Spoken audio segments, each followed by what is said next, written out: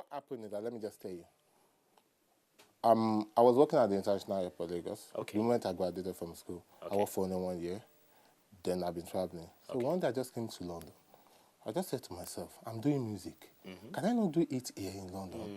You understand? Because when people that live in London, when they go back to Nigeria, you see them, there's this inferiority complex that immediately, you feel that, these people, they're big boys, they're this and that. You know? And I wanted to show to people that, I'm a big boy too now. Let me see what's happening, So I decided to stay back. So in December... So that was 2005. 2005. That was when I started living here, finally. And if I go to Nigeria, maybe to spend 2 weeks. Okay. Or 3 weeks. That's all. Because a year after that, you did Omo Baby. Yeah, right. So in 2006, that was when I shot the video of Omo Baby. I actually recorded the Omo Baby audio. Yeah. Okay.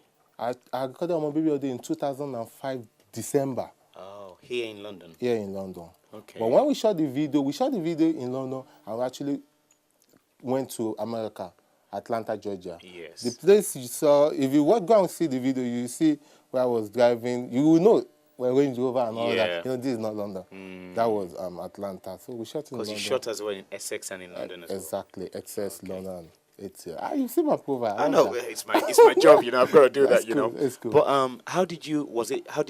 Obviously, you had to travel to America and then do it here. Exactly. Was it prolonged? I mean, how did it go? I'm not gonna lie to you. You see, when we shot the London part, you understand? I thought, we've already finished because we shot it for just 2 days. Okay. So when the guy that shot the video went back to America, he realized that he needed to shoot some other parts in the video. You understand? So that's like, what can we do? He called me and said, Dewaves, what are we going to do? We have to shoot some other parts. I said, oh, boy, you have to come to London. He said, I can't come to London, please. Well, and I decided to go, and we just shot it, and I came back. And Cass produced it as well. No, because I'm a fan of Omo Baby, so I had to doing music in London, I'm not going to lie to you, it's very, very difficult.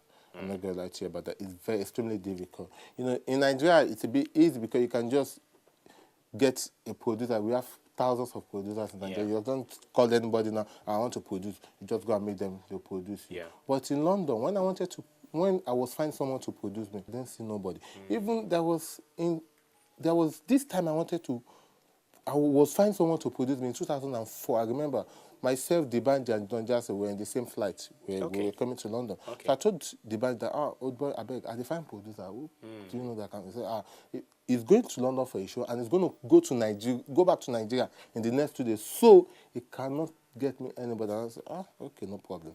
But how I saw Cass, I'm going to tell you now. You see, I was in my house that day. I was trying to find someone that's going to play. The only person I know in London was DJ Abbas. Okay. That was the only person. Wow.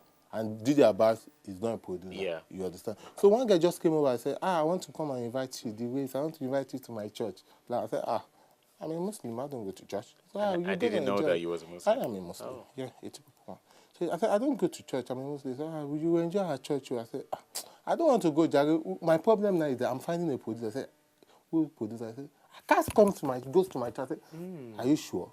I'll follow you to I like that. That was the first time I was going to go to church in London. Wow. So I went and met Cass, and we discussed about he's a very nice guy, very, very nice, cool guy. I'm very, very happy working with him, seriously. Wow. And we went to his studio, we did the job. The end product was awesome. You see, Omo Baby wasn't my style of music. I grew up in, this Lagos side that is Egbeda.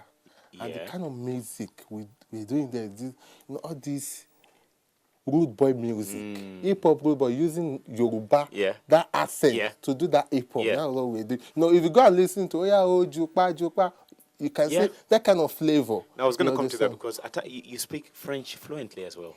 Yes. So I was going to come to that, but you jumped the boat there. Don't worry.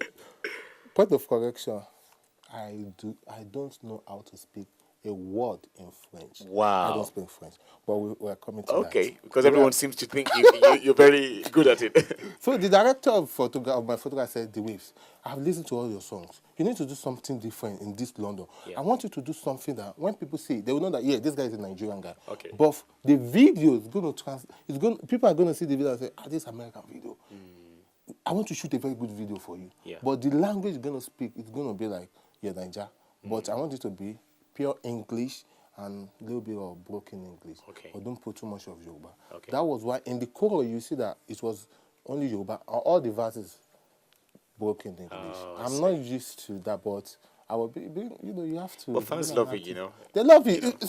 Surprisingly, that's one thing about life. Sometimes when you do music, you won't believe that people are going to like it. I just did it. I just forgot about it. One day I was just on the bus. I was seeing myself as just ordinary person. I saw all these high school people listening to my song. Yes, they were listening to hype. I just said, "Oh my baby," they were that. I just said, "Did I bring my song? No, that cannot bring my song."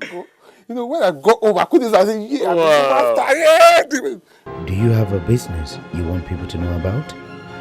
A product, a service, or an establishment to talk about? Then join our list of advertising and sponsorship clients and enjoy a 50% discount for a limited period. That was how it started. And people started, calling me for show. I'm not going to lie to you. In London today, out of all the London-based Nigerian artists, I'm the one artist that have been getting, in fact, shows. I was going to go to that. I swear to God. I get shows. You've answered all my questions without me saying it. I get shows. It's amazing. Things about life is that when God says that this guy is your time, trust me, it's going to be your time. I don't talk. If I go to them, I don't even tell people I'm a musician. I don't have to talk. Your job will talk for you. You understand? I get you always.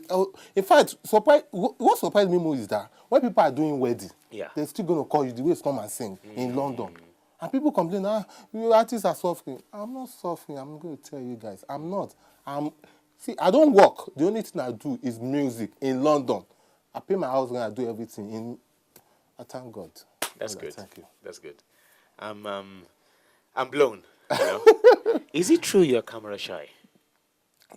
I'm sorry, I just had to ask this. I'm not a camera shy, but the one thing about me is that I don't like people knowing me. Okay. The reason is that I want to be able to walk on the streets of London without people shouting the waves. I want to be walking and see a beautiful girl that I like. I want to walk to her and say, "Hey, beautiful girl, you're wild. How are you doing? Oh, I like you." I don't want her to see me and say, "Oh my God, this is the world." I don't want that. I want the girl that is gonna like me for who I am, not for what I am. You understand? Not because he's an artist. So that's why I always run away from camera. And to me, I believe I'm not yet a superstar. I'm not a star. I'm just an ordinary person. That's why I don't like people when they come for an interview. Don't believe him, guys. Don't believe him. He is come for an interview. I say, "Oh, boss, I'm busy. I have to do this." I'm not that shy, but I just don't want people to know. If it's possible for me to do the music without people seeing my face, I would have loved it. I don't like people. Just do the music and don't let people see my face. That's the kind of person I am. I don't want people to know me. Wow. Just two more questions. I know you've collaborated or you've performed, with so many artists, Two-Face, Face, Tony Tetula, African China, so many, I can't. Even Joe. Yep, Joe. Which one, and I know normally, when you ask this kind of question, people just try to play around it, but sincerely, which one stands out, or couple that stands out that, just, it might not even be the best singer, but like probably something magical happened, on the stage. Okay. Which one stands out? See, let me come to Joe's show. Okay. See, sometime in life, you won't know who you are until people tell you that this is you, Dewaves. That day, I didn't go to that club to sing. Okay. They said, I heard about Joe's show on that very day. You understand? Here in London? In London. That very day that Joe was going to sing. Okay. And one of my friends just go, "Do you know that Joe is performing?" I said, I didn't hear about that. He said, you need to come. I said, okay, I'll try. I went, I got to the gate. So you went as an audience okay. to go and watch the show. But fortunately for me, I was holding my CD at the back of my pocket. Okay. So when I went there, I saw a few people, the way how I said, I just went downstairs. Okay. Joe wasn't there. So one of the manager of the place saw me because it was like they wanted to launch the place.